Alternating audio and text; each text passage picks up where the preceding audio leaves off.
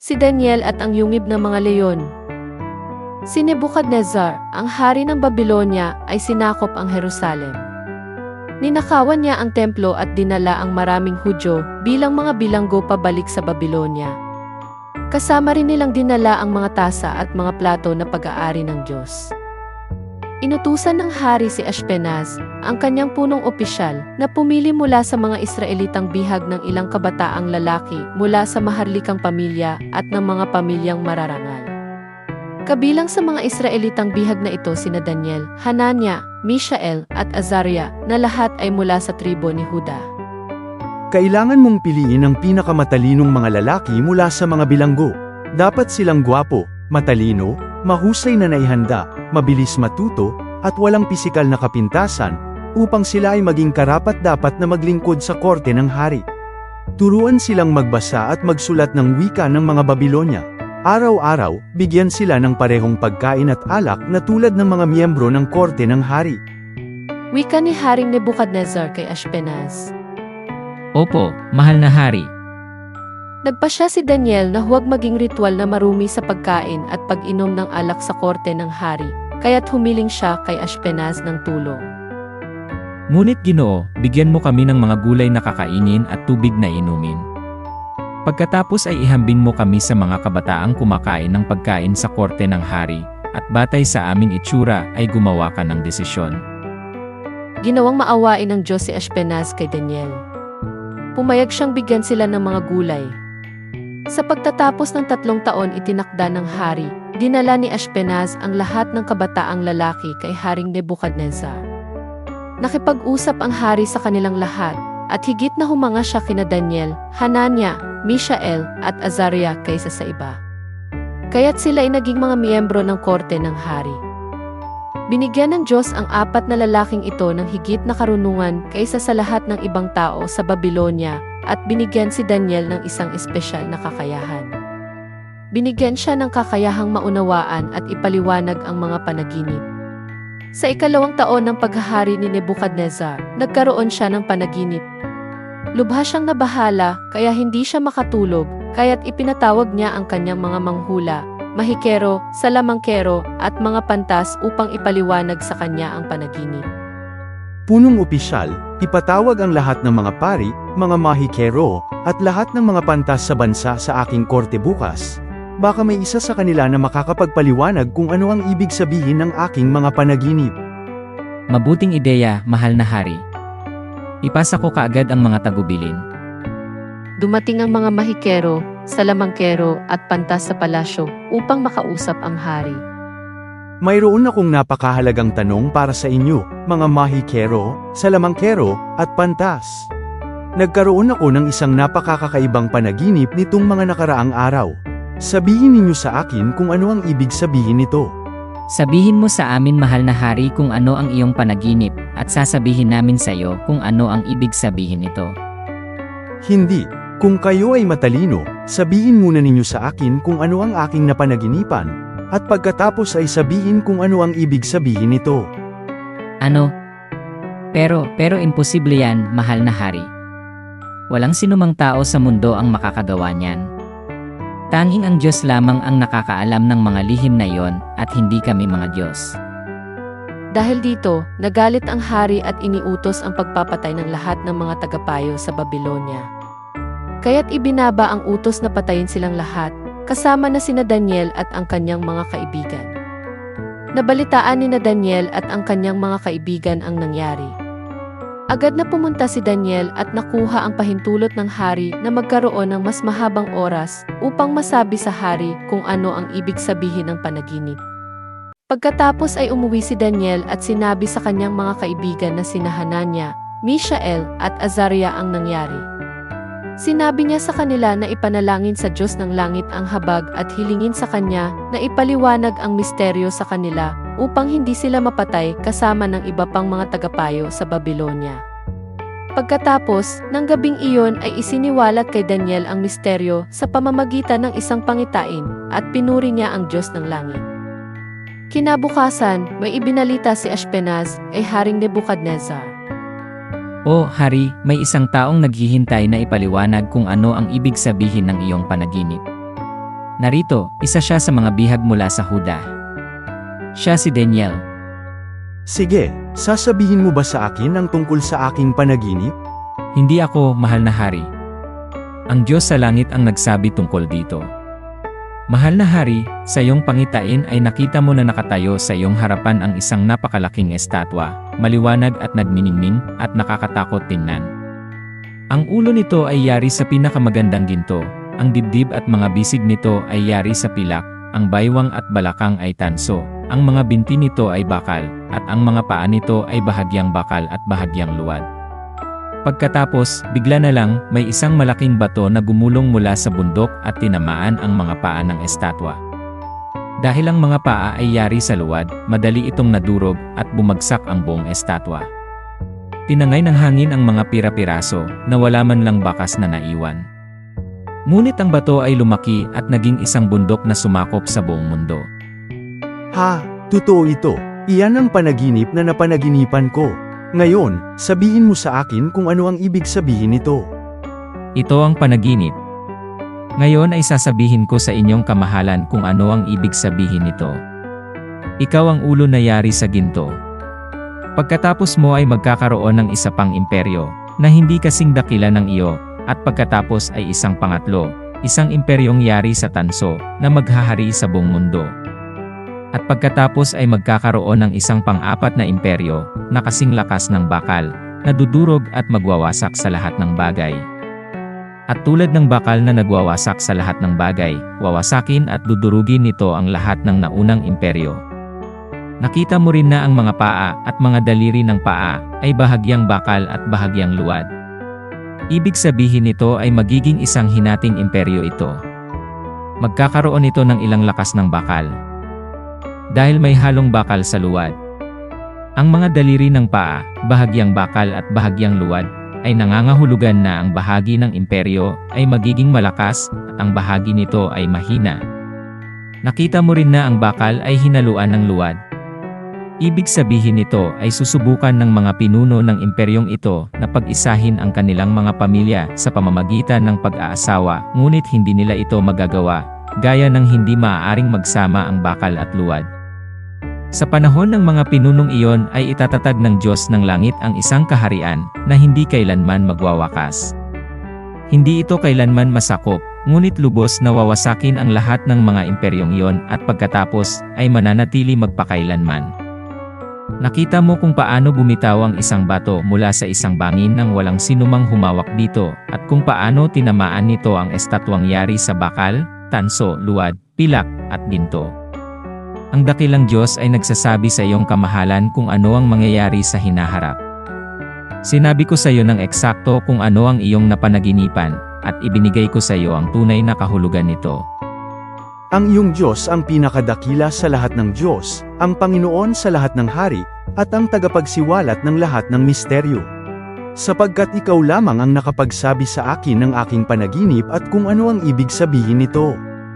Pagkatapos ay ginantimpalaan ng hari si Daniel ng maraming magagandang regalo at hinirang siyang gobernador ng buong probinsya ng Babylonia, pati na rin ang tagapamahala ng lahat ng mga matatalinong tao sa Babylonia. Maraming taon ang lumipas, namatay si Haring Nebuchadnezzar, at ang kanyang anak na si Belshazzar ang naging hari ng Babylonia. Si Daniel ay inalis sa mga gawain ng kaharian at unti-unti siyang nakalimutan ng lahat. Nanatili si Daniel sa Babylonia at araw-araw, 3 beses siyang nananalangin sa Diyos, nakaharap sa Jerusalem. Isang gabi, si Haring Belshazzar ay nagdiriwang kasama ang mga pantas na tao. Habang sila'y umiinom ng alak, inutusan ng mangmang na hari na dalhin ang mga gintong at pilak na tasa at mangkok na dinala ng kanyang ama na si Nebuchadnezzar mula sa templo sa Jerusalem, at pinuri nila ang mga Diyos na gawa sa ginto, pilak, tanso, bakal, kahoy at bato. Biglang lumitaw ang isang kamay ng tao at nagsimulang magsulat sa pader ng palasyo na gawa sa plaster, kung saan pinakanagliliwanag ang liwanag mula sa mga ilawan.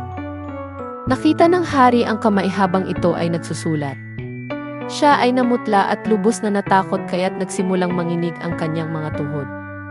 Sumigaw siya at nagpatawag ng mga mahikero, salamangkero at mga astrologo. Sinabi ng hari sa kanila, Ang sino mang makabasa ng sulat na ito at makapagsabi sa akin kung ano ang ibig sabihin nito ay isusuot ang damit na kulay purpurang maharlika. Magsusuot ng gintong tanikala ng karangalan sa kanyang leeg at magiging ikatlo sa kapangyarihan sa kaharian. Pumasok ang inang reyna sa bulwagan ng piging at nagsabi, May isang tao sa iyong kaharian na taglay ang espiritu ng mga banal na Diyos. Si Haring Nebuchadnezzar, ang iyong ama, ay ginawang pinuno ng mga manghuhula, mahikero, salamangkero, at mga astrologo. Ang pangalan niya ay Daniel. Sasabihin niya sa iyo kung ano ang ibig sabihin ng lahat ng ito. Kaagad na dinala si Daniel sa harapan ng hari at sinabi ng hari sa kanya, Ikaw ba si Daniel, ang Hudyong bihag na dinala rito ng aking ama mula sa Huda? Narinig ko na taglay mo ang espiritu ng mga banal na Diyos. Masasabi mo ba sa akin kung ano ang ibig sabihin nito? Opo, mahal na hari. Ang iyong ama, si Haring Nebuchadnezzar, ay inamin na ang kataas-taasang Diyos ang may kontrol sa lahat ng kaharian ng tao at maaaring ipagkaloob ito sa sinumang kanyang piliin. Ngunit ikaw, ang kanyang anak, ay hindi nagpakumbaba kahit na alam mo ang lahat ng ito. Kumilos ka laban sa Panginoon ng langit at dinala mo ang mga tasa at mangkok mula sa kanyang templo. Nagbigay ka ng papuri sa mga Diyos na gawa sa pilak at ginto, tanso, bakal, kahoy, at bato. Hindi sila tunay na mga Diyos, hindi sila nakakakita, nakakarinig, o nakakaunawa ng anuman. Ngunit hindi mo binigyan ng karangalan ang Diyos na may kapangyarihan sa iyong buhay at sa lahat ng iyong ginagawa. Iyan ang dahilan kung bakit ipinadala ng Diyos ang kamay upang isulat ang mga salitang ito. Mene, mene, tekel, uparsin. Ito ang kahulugan ng mga salitang ito. Mene, binilang ng Diyos ang mga araw ng iyong kaharian at malapit na itong magwakas. Tekel, tinimbang ka ngunit napatunayang hindi sapat. Uparsin, ang iyong kaharian ay alisin sa iyo. Ito ay hahatiin sa mga Medo at Persiano. Pagkatapos ay nag-utos si Belshazzar na bihisan si Daniel ng mga damit na kulay ube. Nilagyan siya ng gintong kwintas sa kanyang liig at itinalaga siya bilang ikatlong pinakamataas na pinuno sa kaharian. Kinagabihan ding iyon, si Belshazzar, ang hari ng Babylonia, ay pinatay at si Dario na Medo, na noon ay 62 taong gulang, ang sumakop sa kapangyarihan ng kaharian. Nagdesisyon si Haring Dario na magtalaga ng 120 gobernador na maglilingkod sa kanyang buong imperyo. Bukod pa rito, pinili niya si Daniel at 2 pang iba upang pangasiwaan ang mga gobernador. Di nagtagal, ipinakita ni Daniel na mas magaling siyang magtrabaho kaysa sa ibang mga tagapamahala o gobernador. Dahil sa kanyang kahusayan, pinag-isipan ng hari na italaga siya bilang pinuno ng buong imperyo. Sinubukan ng mga gobernador na makahanap ng anumang pagkakamali sa paraan ng pamamahala ni Daniel sa imperyo, ngunit wala silang makita maliban na lang kung may kaugnayan ito sa kanyang relihiyon. Kailangan nating gumawa ng paraan kung hindi ay tayo na ang tatanggap ng mga utos mula kay Daniel. Hindi natin ito maaring hayaan mangyari. Kailangan nating gumawa ng paraan upang masira ang kanyang reputasyon. May naisip ako. Nananalangin siya sa kanyang Diyos 3 beses sa isang araw na nakaharap sa Jerusalem. Alam ko ito. Hindi na ako makapaghintay na sabihin ito sa hari. Nagsagawa ang mga matatalinong lalaki ng isang masamang plano upang pabagsakin si Daniel.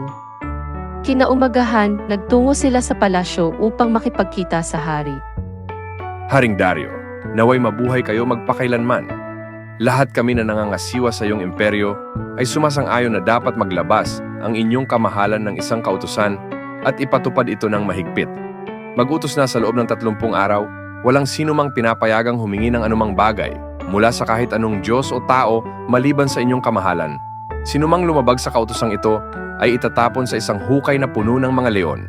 Kaya't maglabas na ng utos ang inyong kamahalan at lagdaan ito. At ito ay magkakabisa, isang batas na hindi maaaring baguhin. At nilagdaan nga ni Haring Dario ang kautusan. Nang malaman ni Daniel na ang kautusan ay nilagdaan na, siya ay umuwi. Sa isang silid sa itaas ng kanyang bahay, may mga bintanang nakaharap sa Jerusalem. Doon, gaya ng lagi niyang ginagawa, siya ay lumuhod sa mga nakabukas na bintana at nanalangin sa Diyos 3 beses sa isang araw. Nang makita ng mga kaaway ni Daniel na siya ay nananalangin sa Diyos, sabay-sabay silang nagtungo sa hari upang isumbong si Daniel. Sinabi nila sa hari, Si Daniel, isa sa mga bihag mula sa Huda, ay hindi iginagalang ang inyong kamahalan ni sinusunod ang kautosang inyong inilabas. Siya ay regular na nananalangin 3 beses sa isang araw. Nang marinig ito ng hari, siya ay nabahala at sinubukang hanapan ng paraan upang mailigtas si Daniel. Pagkatapos ay bumalik ang mga kaaway ni Daniel sa hari at sinabi, Alam ng inyong kamahalan na ayon sa mga batas ng mga Medo at mga Persyano, walang kautusan na inilabas ng hari ang maaring baguhin. Kaya't nag-utos ang hari na dalhin si Daniel at itapon sa hukay na puno ng mga leon. Sinabi niya kay Daniel, Naway iligtas ka ng iyong Diyos na tapat mong pinaglilingkuran. Isang bato ang inilagay sa bunganga ng hukay, at ang hari ay naglagay ng kanyang sariling selyo at ang selyo ng kanyang mga maharlika sa bato upang walang sinumang makapagligtas kay Daniel. Pagkatapos, bumalik ang hari sa palasyo at nagpalipas ng gabing walang tulog, walang pagkain, o anumang uri ng aliw. Nang magbukang liwayway, bumangon ang hari at nagmamadaling nagtungo sa hukay. Pagdating doon, siya ay tumawag ng may pag-aalala. Daniel, lingkod ng buhay na Diyos. Nailigtas ka ba ng Diyos na tapat mong pinaglilingkuran mula sa mga leon? Naway mabuhay ang inyong kamahalan magpakailanman. Nagsugo ang Diyos ng kanyang anghel upang sarhan ang mga bibig ng mga leon upang hindi nila ako saktan. Ginawa niya ito dahil alam niyang ako'y walang sala at dahil hindi kita nagawa ng mali, inyong kamahalan. Tuwang-tuwa ang hari at nag-utos na iahon si Daniel mula sa hukay. Kaya iniahon nila siya at nakita na wala man lang siyang galos sapagkat siya ay nagtiwala sa Diyos. Pagkatapos, nag-utos ang hari na arestuhin ang lahat ng nag-akusa kay Daniel at ipatapon sila sa hukay na puno ng mga leon. Sinunggaban sila ng mga leon at binali ang lahat ng kanilang mga buto. Pagkatapos ay sumulat si Haring Dario sa mga tao ng lahat ng bansa, lahi at wika sa buong mundo. Pagbati, iniuutos ko na sa buong aking kaharian, ang lahat ay dapat matakot at gumalang sa Diyos ni Daniel. Siya ay isang buhay na Diyos at maghahari siya magpakailanman. Ang kanyang kaharian ay hindi kailanman mawawasak at ang kanyang kapangyarihan ay hindi matatapos. Siya ay nagliligtas at nagpapalaya. Siya ay gumagawa ng mga kababalaghan at mga himala sa langit at sa lupa. Iniligtas niya si Daniel mula sa pagkapatay ng mga leon. Si Daniel ay nagtagumpay sa panahon ng paghahari ni Haring Dario at ni Ciro na Persyano. Mga aral mula sa kwento, pananampalataya sa Diyos, si Daniel ay nanatiling tapat sa Diyos sa kabila ng matinding panggigipit at panganib.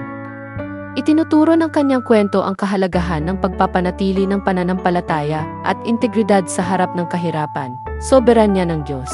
Ang kwento ni Daniel ay patuloy na nagpapakita na ang Diyos ang may kontrol sa lahat ng mga bansa at mga pinuno. Sa kabila ng pagbangon at pagbagsak ng mga kaharian sa lupa, ang kaharian ng Diyos ay nagtitiis magpakailanman. Banal na proteksyon, si Daniel at ang kanyang mga kaibigan ay protektado ng Diyos sa mga mahimalang paraan. Tulad ng pagligtas sa yungib ng leon na nagpapakita ng kapangyarihan ng Diyos na iligtas ang mga nagtitiwala sa Kanya. Kababaang loob at pagsisisi. Ang pagbabagong anyo ni Nabucodonosor mula sa pagmamataas tungo sa pagpapakumbaba pagkatapos kilalanin ang soberanya ng Diyos ay naglalarawan ng pangangailangan para sa lahat ng tao, anuman ang kanilang katayuan, na magpakumbaba sa harap ng Diyos. Maraming salamat sa panunood, hanggang sa susunod. Kung nagustuhan mo ang video na ito, mangyaring bigyan ito ng thumbs up at ibahagi ito sa iyong mga kaibigan.